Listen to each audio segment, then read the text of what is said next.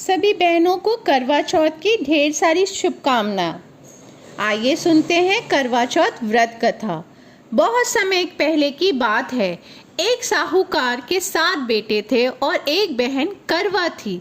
सभी सातों भाई अपनी बहन से बहुत प्यार करते, यहाँ तक कि पहले खाना खाने से पहले वो उससे पूछते।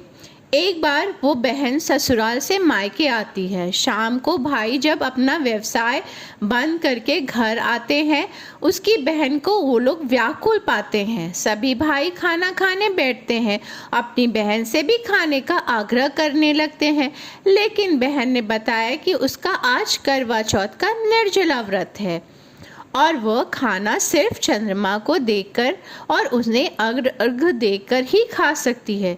चूँकि चंद्रमा अभी तक नहीं निकले थे, इसलिए वह भूख प्यास से व्याकुल हो उठी थी। सबसे छोटे भाई को अपनी बहन की हालत देखी ना गई। वह दूर पीपल के पेड़ पे एक दीपक जलाकर चलनी से ओट में रख देता है। दूर से देखने में वह ऐसा प्रतीत होता है जैसे चतुर्थी के चंद्रमा उदित हो उठे हैं। इसके बाद भाई अपनी बहन को बताता है कि चंद्रमा निकल गए हैं, तुम उन्हें अर्घ दे के भोजन कर सकती हो। बहन खुशी के मारे सीढ़ी पर चढ़कर चांद को देखने लग जाती है और उन्हें अर्घ देती है। उसके बाद वो खाना खाने के लिए बैठ जाती है। वो जैसे ही पहला टुकड़ा अपने मुंह में डालती है तो उसे छींक आ जाती है।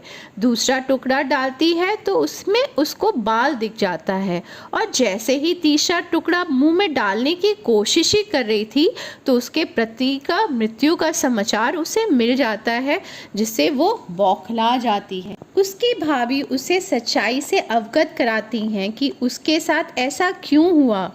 करवा चौथ का व्रत गलत तरीके से टूटने के कारण देवता उससे नाराज हो गए हैं और उन्होंने ऐसा किया है।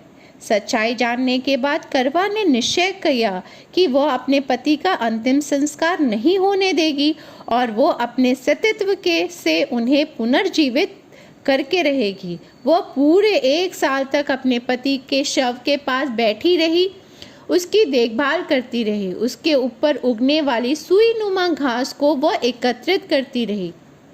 1 साल बाद फिर करवा चौथ का दिन आता है। वो सभी भाभीयों से करवा चौथ का व्रत रखती हैं।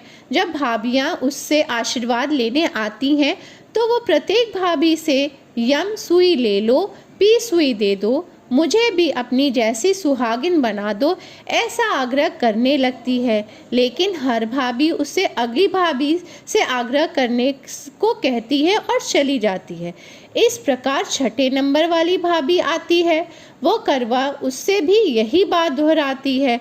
यह भाभी उससे बताती है चूँकि सबसे छोटे भाई की वजह से उसका व्रत टूटा है, अतः उसकी पत्नी से ही शक्ति है, तुम उसके पति वही तुम्हारे पति को दोबारा जीवित कर सकती है। इसलिए जब वो आए तो तुम उसके पाँव पकड़ लेना। छोटे भाई की वजह से तुम्हारा व्रत टूटा था, इसलिए उन्हीं की पत्नी के पास शक्ति है कि तुम्हें पुनः वो ही सुहागिन बना सकती है। इसलिए जब वो आए तो तुम उसके पैर पकड़ लेना। जब तक वो तुम्हारे पति को जिंदा ना करे उसको नहीं छोड़ना। ऐसा करके वो चली जाती है। सबसे अंत में छोटी भाभी आती है। करवा उससे भी सुहागिन बनने का आग्रह करती है, लेकिन वो टालम टोल करने लगती है। इसे देख करवा उन्हें जोर से पकड़ लेती है और अपने सुहाग को जिंदा करने के लिए कहती है। भाभी उसे छुड़ाने के लिए नोचती है, खकोटती है, लेकिन करवा नहीं छोड़ती है। अंत में उसकी तपस्या को देखकर भाभी पसीज जाती है और उसके छोटी उंगली से चीरकर उसे अमृत उसके पति के मुंह में डाल देती है। करवा के पति तुरंत ही श्री गणेशाय कहकर उठ बैठते हैं। इस प्रकार प्रभु की कृपा से उसकी छोटी भाभी के माध्यम से करवा को अपना सुहाग वापस मिल जाता है। हे श्री गणेश जी, माँ गौरी जी, जिस प्रकार करवा को चीर सुहाग का वरदान आपने दिया है, वैसे ही हर सुहागिन को भी मिले।